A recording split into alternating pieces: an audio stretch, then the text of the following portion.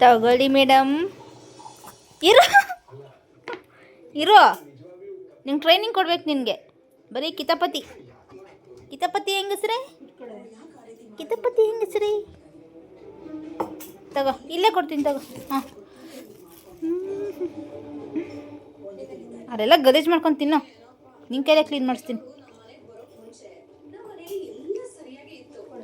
ಹ್ಞೂ,